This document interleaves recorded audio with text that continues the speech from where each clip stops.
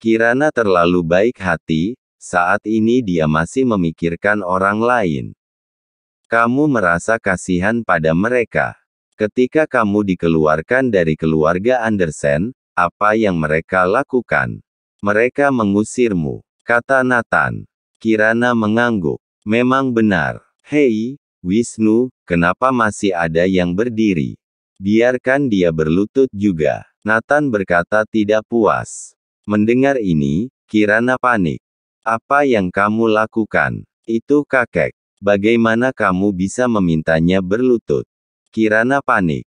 Kamu memanggilnya kakek, apakah dia menganggapmu sebagai cucunya? Masalah ini kamu tidak perlu ikut campur, serahkan semuanya padaku. Nathan tampak tegas. Di alun-alun, Wisnu menghampiri Philip. Penjaga junior bertanya, apakah Nathan dapat melihat mereka? Bisa, tapi apa yang kamu lakukan? Mengapa kamu tidak berlutut? Wisnu bertanya. Philip langsung tercengang, dia tidak berpikir dia juga harus berlutut. Menurutnya, membiarkan Joseph dan yang lainnya berlutut adalah ketulusan terbesar. Sekarang meminta dirinya untuk berlutut juga. Apakah Nathan dan Kirana sudah gila? Tidak mengenali leluhur lagi. Menindas dan menghancurkan leluhur. Apa yang kamu lakukan? Apa tidak dengar semua orang harus berlutut? Hanya kamu yang diistimewakan. Meminta tolong, masih arogan. Wisnu berkata dengan marah. Philip gemetar dan bertanya, saudaraku, apa dia yang memintaku untuk berlutut? Omong kosong, mau berlutut silakan, tidak mau pergi dari sini beserta sampah-sampah ini. Wisnu tidak sabar. Di dalam tatapan keluarga Andersen yang ketakutan, Philip akhirnya berlutut di lantai. Detik ini, martabat keluarga Andersen runtuh. Malu, sangat memalukan. Nathan, kami pasti akan membunuhmu. Inilah yang dipikirkan setiap keluarga Andersen. Saat Philip berlutut, dia hampir menangis. Dia benar-benar berlutut untuk Nathan. Garis pertahanan Philip hampir roboh, saat melihat semua orang yang lewat memperhatikan mereka. Dia ingin menabrakkan diri dan mati saja. Tapi demi keluarga Andersen, dia harus menanggungnya. Kirana yang berada di kantor ketakutan. Philip benar-benar berlutut. Hatinya merasa sangat tidak nyaman. Tapi dia menatap Nathan penuh dengan rasa penasaran. Pria ini menjadi sangat misterius sejak dibebaskan dari penjara. Mulutnya seperti menjadi titisan dewa. Mengatakan bahwa kamar dagang Anhemia dan keluarga Kinsman tumbang, kemudian mereka benar-benar tumbang. Mengatakan bahwa Philip akan datang untuk berlutut dan meminta bantuan, dan itu benar-benar menjadi kenyataan. Apakah dia Tuhan? Perkataannya adalah hukum. Dia bahkan curiga semua yang terjadi pada keluarga Andersen adalah ulah Nathan. Tapi sepertinya dia tidak memiliki kekuatan ini. Bagaimana sekarang? Kirana bertanya. Biarkan berlutut dulu. Sampai jam pulang kerja, Philip dan yang lainnya telah berlutut selama lebih dari 3 jam. Nathan meminta Kirana untuk pulang dengan mobil Jolene. Dia dengan santai keluar dari pintu utama perusahaan. Begitu Nathan muncul, keluarga Andersen tersenyum. Penyelamat akhirnya muncul. Nathan langsung ke hadapan Philip dan berkata sambil tersenyum, orang tua, jika orang memintamu berlutut, apa kamu akan begitu saja menurutinya? Bukankah kamu dan Kirana menyuruh kami berlutut? Di mana Kirana? Apakah dia menyetujui permintaanku? Philip bertanya dengan cemas. Iya benar, kami menunggu Kirana kembali mengendalikan perusahaan lagi. Yang lain juga sangat cemas. Nathan tersenyum, maaf sekali, Kirana sama sekali tidak ada di sini, aku yang memintamu berlutut, tidak ada hubungannya dengan Kirana. Apa maksudmu Kirana tidak tahu? Philip tercengang. Ya, lalu apa yang kalian katakan barusan? Kalian ingin Kirana apa? Nathan bertanya. Semua orang di keluarga Andersen tercengang. Menang benar. Mereka tidak mengatakan apa-apa, lalu berlutut di sini selama 3 jam. Nathan, kamu mempermainkan kami. Philip memandang Nathan dengan tidak percaya. Keluarga Andersen hampir gila. Apa aku menipu kalian? Kalian tidak memberitahuku apa-apa, lalu aku memintamu untuk berlutut, lalu kalian berlutut. Nathan mencibir. Keluarga Andersen hampir menangis karena kesal. Oke, bila tidak ada masalah, aku pergi. Nathan berbalik dan pergi. Tunggu, beritahu kami di mana Kirana berada. Sadie dan beberapa orang dengan cepat menghentikan Nathan. Mengapa aku harus memberitahumu? Minggir. Tidak mau bilang, jangan berharap bisa pergi. Minggir. Kamu bosan hidup? Ya. Berani menyentuh kaki Nathan. Wisnu beserta semua penjaga keamanan bergegas maju. Dalam sekejap mata, Sadie dan yang lainnya dihadang dan tersungkur ke tanah. Dalam sehari Sadie telah dipukuli 3 kali. Keluarga Andersen hanya bisa melihat Nathan pergi. Akhir-akhir ini merupakan waktu yang paling sibuk untuk Jordan Group, bahkan seluruh lampu gedung tetap menyala sepanjang malam. Karena setelah jatuhnya kamar dagang Anhemia dan keluarga Kinsman, volume pasar yang ditinggalkan terlalu besar. Jordan Group harus menempati lebih banyak pasar dengan waktu tercepat. Baru-baru ini, keluarga bisnis besar dari South Memphis dan sekitarnya telah membanjiri Anhemia untuk mendapatkan bagian dari pasar ini. Pada saat ini, Iskandar, kepala departemen pemasaran menelepon, dia adalah bawahan lama Nathan. Tuan Nathan, aku baru saja melihat perusahaan yang bagus, sangat cocok untuk Nona Kirana. Katakan, Colossus Group, awalnya dikendalikan oleh keluarga Kinsman, merupakan perusahaan global. Beberapa tahun terakhir mengembang proyek kebudayaan dan hiburan, prospeknya sangat bagus. Setelah kejatuhan keluarga Kinsman, Colossus Group juga runtuh, jadi butuh seseorang untuk mengurusnya. Besok akan ada pelelangan perusahaan di Gallodray Resort pinggiran kota Anhemia. Apa perlu aku atur untuk melelangnya? Iskandar bertanya. Tidak perlu, aku akan pergi ke sana sendiri. Nathan tertawa. Kebetulan bisa membawa istri ke resor untuk bersantai, sekalian menghindari keluarga Andersen. Setelah kembali ke rumah, Kirana masih khawatir. Kemasi barang-barangmu, kata Nathan. Ah, untuk apa berkemas? Kirana bertanya dengan mata terbelalak. Jalan-jalan. Kirana semakin bingung, situasi ini, kamu masih ingin jalan-jalan. Dia khawatir tentang pekerjaan, masa depan, dan keluarga Andersen. Tidak ada waktu untuk bepergian. Pada akhirnya, Kirana tetap pergi ke Gallodray Resort bersama Nathan. Tapi dia masih tidak mengerti mengapa Nathan membawanya bepergian saat ini. Sudah hampir jam 9 malam ketika tiba di resor. Namun, masih banyak orang yang datang ke resor di waktu ini. Area parkir semua mobil bisnis mewah, bahkan Audi 7 RS Kirana terkesan murah. Wow, bukankah itu Direktur Haemon? Kenapa dia ada di sini? Dan itu CEO Leandros. Melihat banyak pengusaha besar, Kirana berseru. Pada saat yang sama, dia juga sangat bingung, mengapa begitu banyak petinggi berkumpul di resor. Setelah berhasil mendaftar di resor, Kirana mengetahuinya. Besok, akan ada lelang untuk Colossus Group di sini. Para petinggi itu ada di sini untuk Colossus Group. Setelah jatuhnya keluarga Kinsman dan kamar dagang Anhemia kali ini, banyak grup perusahaan triliunan yang jatuh seperti Colossus Group. Kirana dan Nathan menghela nafas. Apa pendapatmu tentang Colossus Group? Nathan bertanya.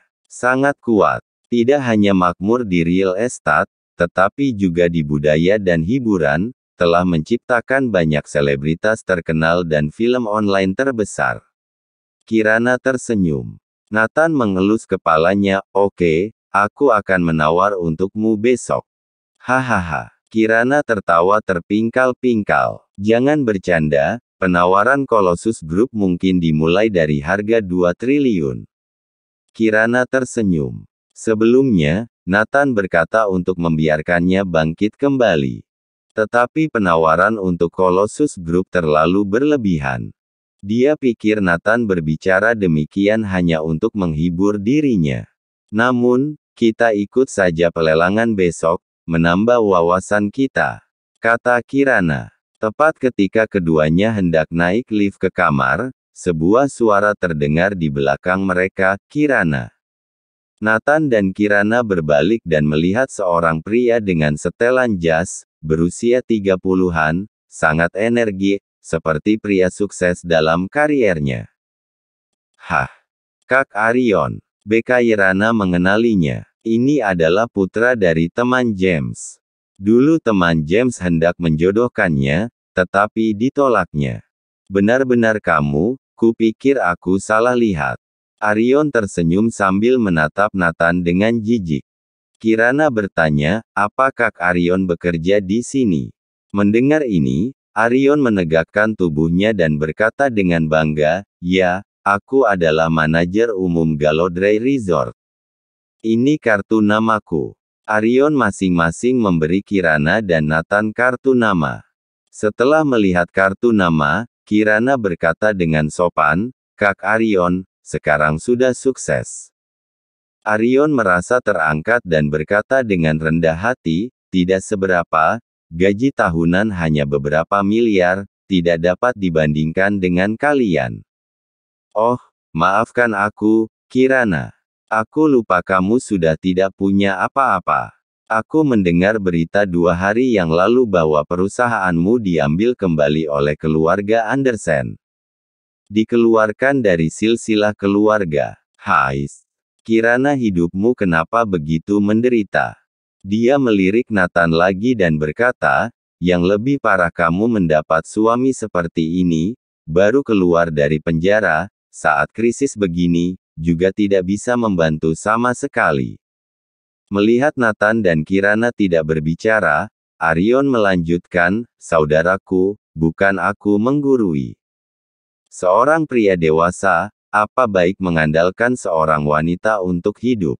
Bila kamu tahu diri, ceraikan Kirana, jangan menunda waktunya. Lalu menurutmu siapa yang pantas untuk Kirana? Nathan bertanya. Bagus. Sepertinya anak ini tahu dia sudah tidak pantas. Arion memandang Kirana dengan penuh perasaan dan berkata, Kirana, aku berumur 32 tahun, dan masih lajang. Aku sudah menunggumu, selama kamu mau, aku akan segera menikahimu. Aku punya tabungan hampir 10 miliar sekarang, mobil Porsche dan juga beberapa apartemen. Kirana tampak malu. Tapi tatapan malu-malu ini membuat Arion berapi-api, tidak sabar untuk segera meniduri Kirana. Setelah menikah denganku, kamu akan menjadi nyonya pemilik Galodray Resort. Sedangkan aku, akan mengontrak resort lain lagi. Arion tersenyum. Menurutnya, Kirana tidak bisa menolak godaan ini. Nathan bertanya sambil tersenyum, apakah harga resort ini tinggi? Ku beritahu, 200 miliar. Arion melebih-lebihkan. Nathan menelepon, hei, ini aku, Nathan, bantu aku membeli Galodray Resort. Sisi dominan Nathan membuat Kirana dan Arion takut.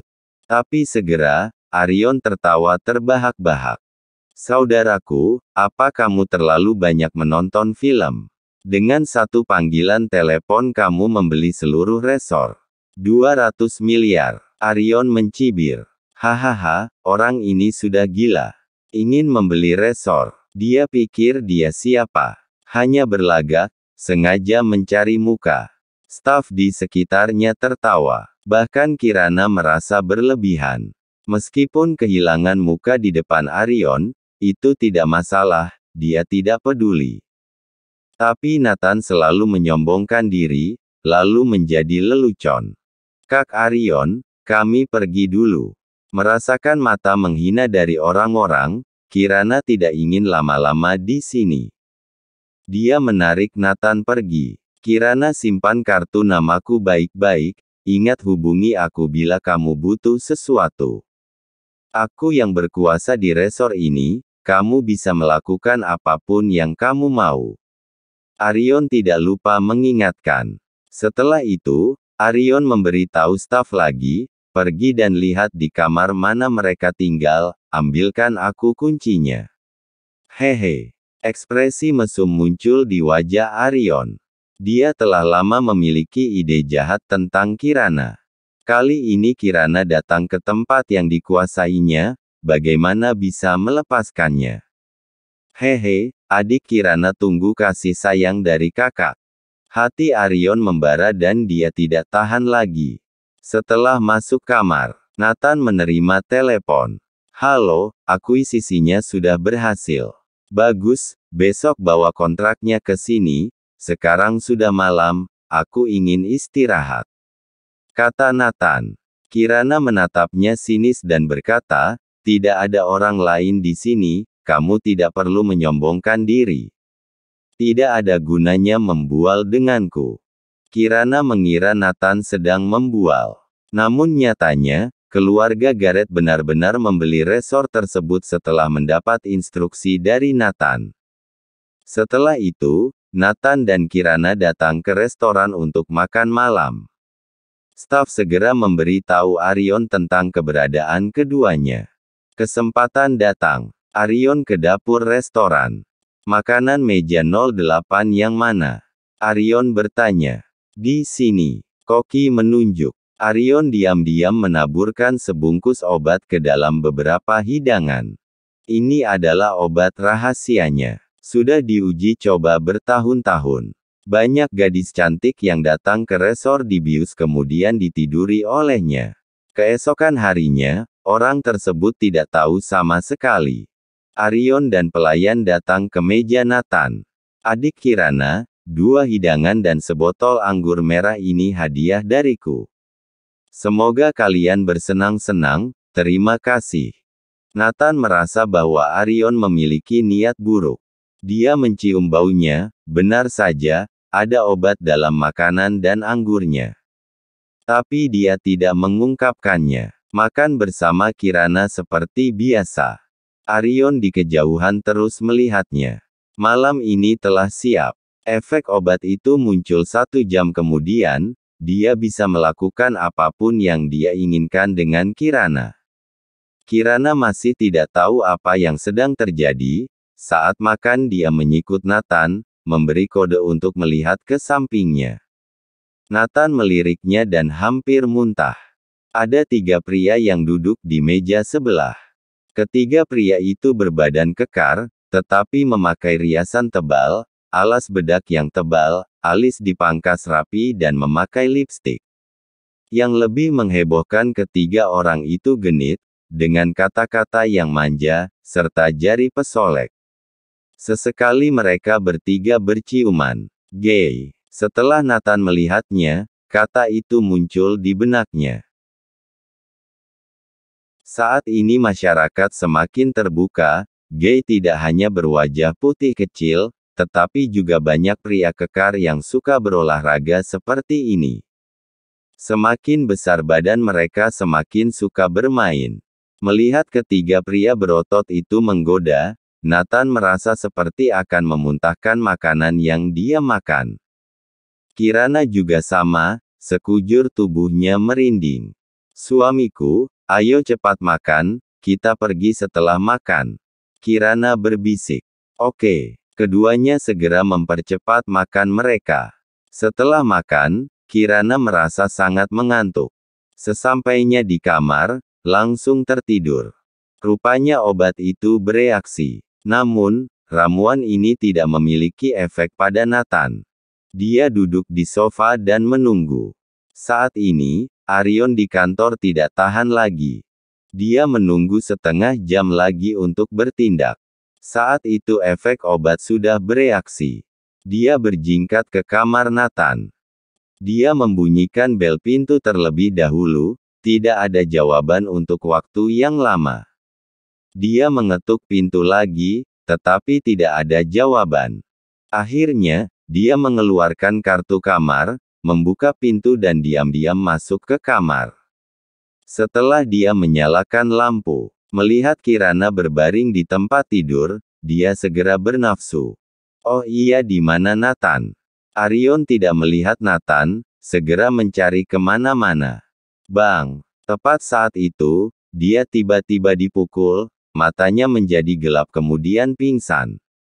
Nathan berdiri di belakangnya. Setelah dia selesai merokok, dia menyeret Arion ke kamar tamu lain. Kemudian membunyikan bel pintu. Ruangan ini ditempati oleh 3 pria gay yang mereka lihat sebelumnya. Mendengar ketukan pintu dan mereka segera membukanya. Setelah pintu dibuka, tidak ada seorang pun di luar. Hanya menemukan seorang pria tergeletak di lantai, telanjang, itu adalah Arion. Melihat Arion, ketiga pria berotot itu saling memandang dengan senyum yang sangat cabul. Ketiga pria berotot itu membawa Arion ke dalam ruangan bersama-sama. Malam itu, kamar-kamar di sekitar ruangan ini bisa mendengar jeritan kejam yang samar. Semua orang hanya mengira ada yang sedang menonton film horor di sebelah dan tidak peduli. Beberapa anggota staf resor berkumpul dan berkata sambil tertawa, Tuan Arion pergi untuk melakukan hal buruk lagi malam ini. Ya, sepertinya itu putri dari teman ayahnya. Dia terlihat sangat cantik. Seperti bidadari. Tuan Arion sedang menikmatinya. Aku melihatnya menyelinap masuk ke kamarnya. Malam itu, Arion seperti kesurupan. Sepertinya mimpi tapi juga seperti nyata. Dia seperti sedang digagahi oleh 3 pria berotot. Sekujur tubuhnya sakit. Dini hari berikutnya, Arion perlahan membuka matanya ketika ada rasa sakit yang membakar di pantatnya. Menyadari dirinya berbaring di tempat tidur besar. Kalau begitu seharusnya aku sudah meniduri Kirana tadi malam. Memikirkan hal ini, Arion sangat senang. Akhirnya bisa meniduri bidadari yang dia impikan. Tapi sepertinya dia tidak mengingat apapun. Arion mengusap kepalanya yang bengkak. Segera setelah itu, dia merasa lemas, seperti kelelahan. Dia bahkan merasakan sakit yang luar biasa di mulut, leher, lengan, pantatnya, seolah-olah akan robek. Tidak tahu apa yang terjadi. Mungkinkah Kirana sangat gila tadi malam? Pikir Arion. Dia membuka matanya lagi, mencoba melihat dengan jelas. Mengerahkan lengan ke samping. Benar saja, dia menyentuh tubuh manusia, tetapi rasanya sangat keras, seperti batu. Saat berikutnya, Arion melihat dengan jelas ketiga pria yang berbaring di sampingnya, dia tercengang. Mohon like dan subscribe channel ini, agar channel ini terus berkembang, terima kasih.